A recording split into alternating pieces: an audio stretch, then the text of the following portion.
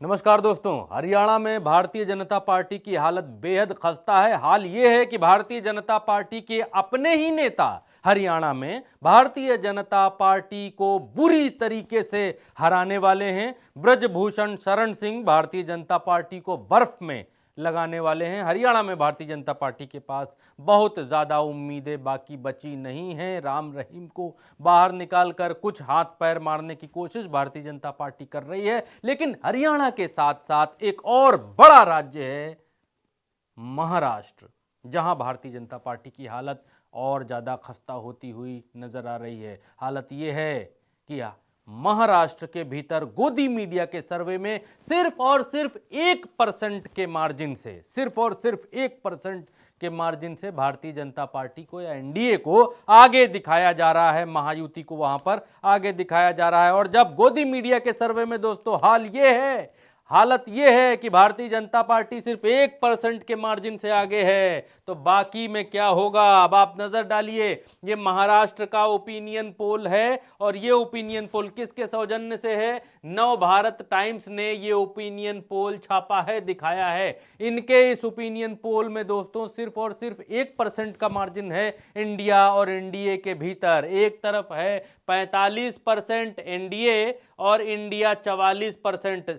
छाती पर किस तरीके से पत्थर रखकर इन लोगों ने यह सर्वे बनाया होगा, जिसमें सिर्फ 44% इंडिया को दिया है। सिर्फ का मतलब सिर्फ और सिर्फ 1% के मार्जिन के साथ इंडिया को पीछे रख पाए हैं ये लोग। जब गोदी मीडिया इंडिया को सिर्फ 1% से पीछे रख पा रहा है, तो आप सोचिए कि यथास्थिति क्या होगी, कितनी हालत भारतीय जनता पार्टी की खराब होगी। महाराष्ट्र के भीतर कुल सीटें 288 हैं और बहुमत के लिए चाहिए 144। और यहां देखिए, ये भी इन्हीं का ओपिनियन पोल है, हम आपके लिए लेकर आए हैं ताकि आप ये समझ पाएं, ये जान पाएं कि 2024 के चुनाव से पहले जिस तरीके का खेल गोदी मीडिया रच रहा था और आपको दिखा रहा था कि अब की बार 400 पार, कुछ लोग जो है 450 सीटें दे रहे थे, तो इस बार जब यहां पर सिर्फ 1% का अंतर ये कर पा रहे हैं, तब एक्चुअल स्थिति क्या होगी, इसको आप समझिए। समझना बहुत जरूरी है। अगर आप महाराष्ट्र को समझेंगे तो आपको हरियाणा भी समझ में आएगा,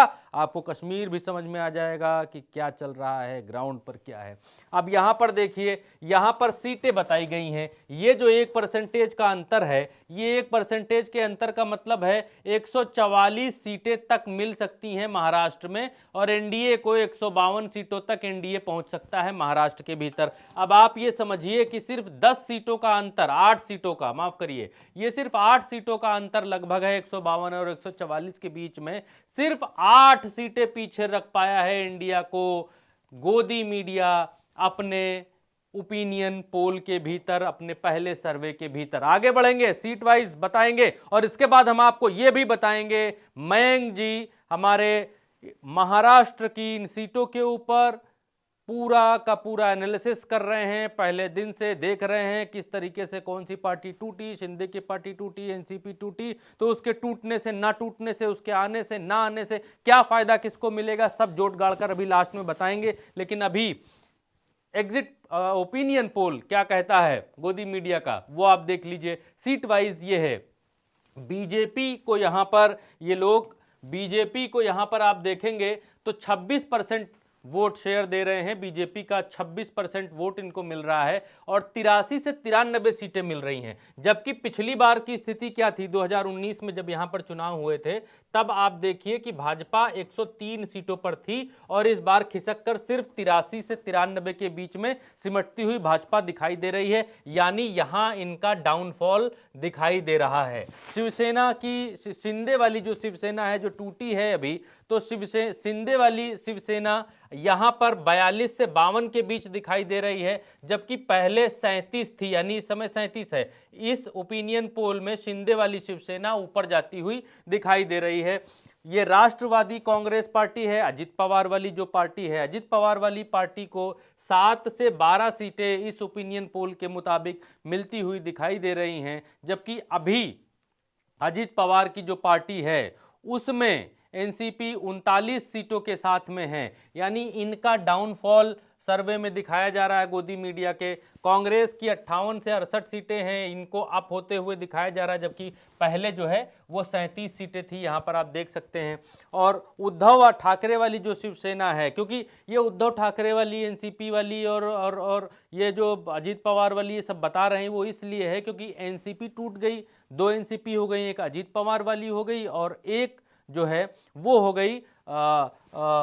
हो गई एसपी वाली। एसपी का मतलब है शरद पवार वाली। तो 2 पार्टियां 2 भागों में टूट गई, एक शिवसेना टूटी, शिवसेना 2 धड़ों में बट गई, और एक एनसीपी टूटी, वो चाचा भतीजे में बट गई। तो इसलिए ये 2 पार्टियां और ज़्यादा बढ़ जाती हैं। तो यहाँ पर कांग्रेस का हमने आपको बताया, उद्धव ठाकरे वाली जो पार्टी है शिवसेना उद्धव वाली, उसको 26 से 31 सीटें मिल सकती हैं, जबकि पिछली बार जो है ये अभी, पिछली बार कहने का मतलब है टूटने के बाद 15 सीटों के आसपास में हैं, ये यहाँ पर हैं। ये अब की बार 26 से 31 पहुँच सकते हैं, इनका जो है ग्राफ ऊपर जा सकता है। एनसीपी जो शरद पवार वाली है उसमें उनको 35 से 45 मिल सकती हैं, ये भी अप जा रहे हैं। और यहाँ पर आप देखेंगे शरद पवार वाली पार्टी जो है उनको 13 सीटें मिली हुई हैं, और अजीत पवार वाली पार्टी को 7 से 12 दिखा रहा है, जबकि ये अभी 39 के आसपास में हैं आज की स्थिति में।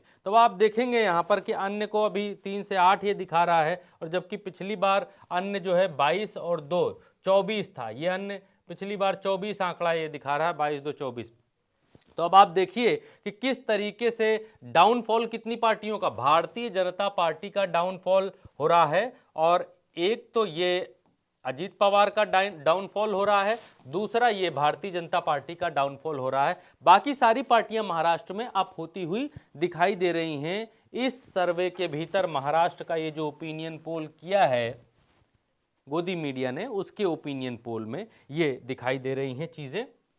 एक चीज और है, इस ओपिनियन पोल में ये पूछा गया कि मराठा आरक्षण मुद्दे का एनडीए पर कैसा चुनावी असर होगा। तो 34% लोगों ने कहा कि एनडीए का नुकसान होगा।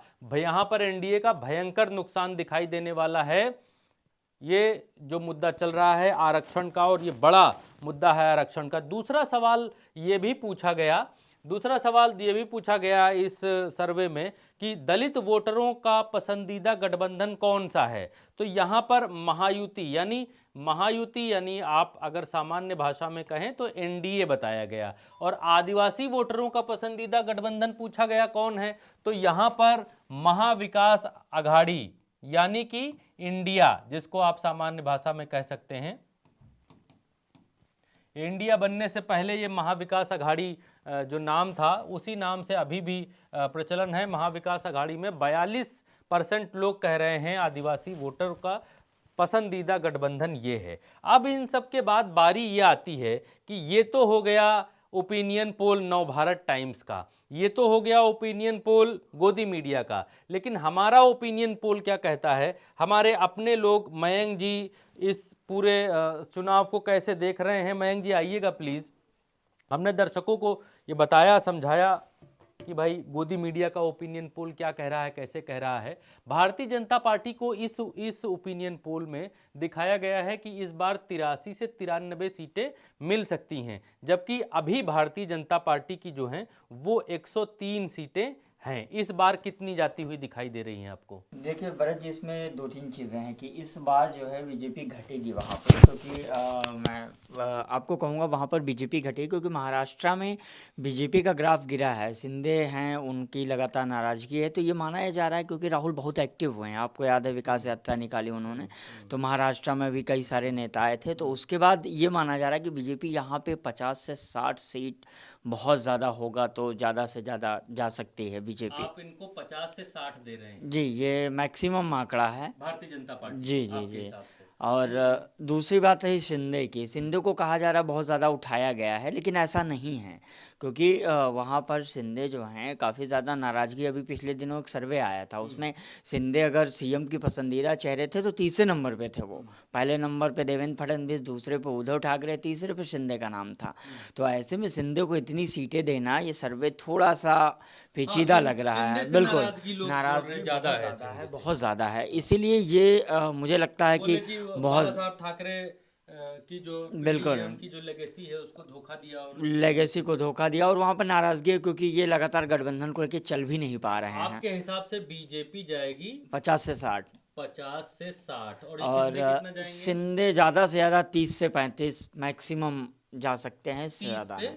35 30 से 35 बिल्कुल। नहीं 10 का मार्जिन रखते हैं, चलिए 30 से 40 कर 40 लेते कर हैं, है देते ना? हैं, बिल्कुल। 30 से 40 कर लेते हैं, तो 30 से 40 अगर घटेंगे तो और भरत जी एक चीज़ और है इसमें हाँ। कि अभी अजित पवार का जो है स्थिति डामाडोल है। ये भले गठबंधन में बीजेपी और इसमें ले रहे हैं, लेकिन अजित पवार अभी कहाँ जाएंगे, कहिए कल शरद पवार के साथ चले जाएं, अभी कोई भरोसा नहीं है। ये हाँ, लगातार ये जो 7 से 8 सीटें बिल्कुल हैं, ये भी घट सकते हैं ये प्लस होकर आपका कहना है जा सकती हैं एनसीपी शरद पवार के साथ, क्योंकि ये वाली सीटें पूरी तरीके से यहाँ से कट हो सकती अब हैं। अभी अभी इसका कुछ नहीं है, ये अधर में है, ये जिधर सरकार होगी उधर जाएंगे भरत जी, ये स्थिति है। तो अभी एनसीपी अजीत को आप दे रहे हैं 00 आज की अभी की स्थिति में हम 00 इनको सबसे अलग कर दीजिए आप। ये किधर जा सकते हैं कोई नहीं बता सकता। तो यहाँ पर ये जो 7 से जी माइनस कर देते हैं 12 सीटें और इनकी, ठीक है? हाँ ठीक है। अब इसके बाद आप जोड़ लीजिए तो मुझे लगता है कि ये अभी भी अगर ये देखा कांग्रेस जाए का तो क्या लग रहा है आपको? देखिए कांग्रेस कांग्रेस को प्लस 58 में से होगी 68 भरत जी, इसमें बढ़ोतरी होगी क्योंकि राहुल गांधी का जो यात्रा निकली है महाराष्ट्र को लेके एक्टिव है वो ज़्यादा होंगे। बल्कि मुझे लगता है शरद पवार थोड़ा डाउन हो लेगी, लेकिन कांग्रेस का ग्राफ बहुत ज़्यादा बढ़ेगा महाराष्ट्र में, ये उम्मीद है पूरी तरीके कांग्रेस से। कितने तक जा सकती है आपके? देखिए ये मुझे लगता है कि अगर अभी इनकी जो आंकड़ा 58 से 58 सीटें दे रहे हैं तो ये और करीब ये 58 से 68 लिखने का मतलब यही है कि ये बहुत बहुत खींच के दी हैं गोदी मीडिया। बिल्कुल नहीं, तो ये 80 प्लस जा सकते हैं भरत जी, जो आपके हिसाब बिल्कुल से बिल्कुल 80 प्लस मतलब 70 से 80 हम कह सकते हैं।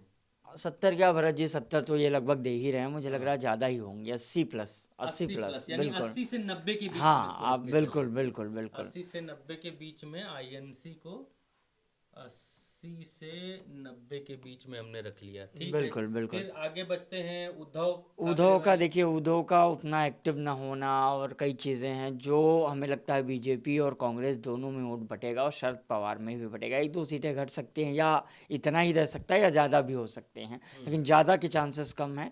ये माना जा रहा है कि जितने पे हैं उतने पे ही रहेंगे, जितने पे हैं उतने पे रहेंगे, लगभग 25, बिल्कुल 26, बिल्कुल ये इतने पे ही रहेंगे, बिल्कुल। ठीक है? और शरद पवार का माना जा रहा है कि बढ़ोतरी होगी क्योंकि वहाँ पर जो अजीत पवार गुट गया है, अगर वैसे हम उसको जीरो मान रहे हैं क्योंकि वो अभी पिछले दिनों बात हुई थी तो कहा जा रहा था कि वो अपने बात हुई है चाचा जी से, उनके साथ परिवार में जा सकते हैं, तो ऐसे में इनको जीरो मानिए। तो अभी एनसीपी का जो शरद पवार का मेन गुट है उसकी सीटों में बढ़ोतरी है जो इन्होंने भी दिखाई है, बहरहाल और भी बढ़ सकता है और इतना भी रह सकता है भरत जी। इसमें भी वही चीज़ें हैं कि 1-2 सीटें बढ़ सकते हैं अगर ये यहाँ से वापस आते हैं ये लोग तो 10 सीटें इसमें से बढ़ेंगी, बिल्कुल। यानी कि यहाँ पर जो है 50 से 55 किया जा सकता है। बिल्कुल बिल्कुल वही हम 50 सीटों प्लस मान सकते हैं, 50 प्लस से 55 के बिल्कुल बीच में बिल्कुल ये बिल्कुल जाती दिखाई दे रही हैं, ठीक है? तो शिवसेना की आप 26 से 30 ही दिखा रहे हैं। बिल्कुल। तो यहाँ पर ये भारतीय जनता पार्टी की सीटों में जो कमी 30 और 40 50 और 10 60 बिल्कुल। तो 62 सीटों की कमी यहाँ पर आपके हिसाब से देखी जा रही है कि भाई कम से कम 62 सीटें इनकी घटेंगी। तो इस गुणा गणित के हिसाब से जो इनका गणित जा रहा है, इनका गणित जो जा रहा है उस गणित के हिसाब से ये 62 सीटें इसमें से घटाइए, 337 से 152 ये दे रहे हैं यहाँ पर। अगर 62 सीटें आप यहाँ से मोटा मोटा 50 भी घटा देते हैं तो पूरा एनडीए 100 सीटों पर सिमटता हुआ दिखाई दे रहा है। बिल्कुल बिल्कुल भरत जी, 100 सीटों पे एनडीए सिमटता दिखाई दे रहा है और ये इंडिया जो गठबंधन है वो 200 प्लस जा सकता है क्योंकि वो सीटें इधर आएंगी, 200 प्लस का आंकड़ा छू सकता है। 50 सीटें इधर आएगा तो ये 200 प्लस हो सकते हैं, 200 प्लस के करीब या 200 190 के करीब जा सकते हैं।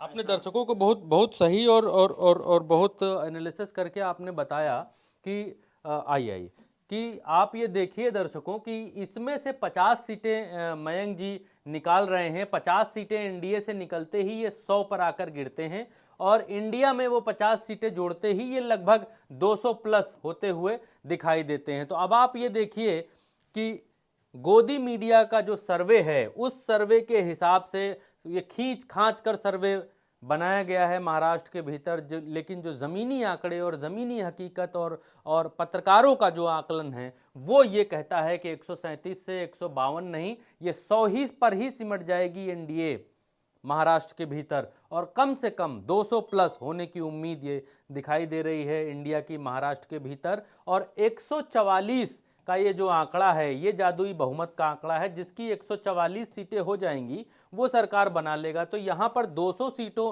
के साथ में इंडिया सरकार बनाता हुआ महाराष्ट्र के भीतर क्लियर कट और साफ साफ दिखाई दे रहा है। तो ये हमने आपको जल्दी से एक ओवरव्यू समझाया और बताया कि महाराष्ट्र के भीतर इस समय क्या स्थिति चल रही है, आंकड़ों में क्या स्थिति चल रही है, आज की तारीख में क्या स्थिति है। इस वीडियो में इतना ही, इजाजत दीजिएगा, नमस्कार।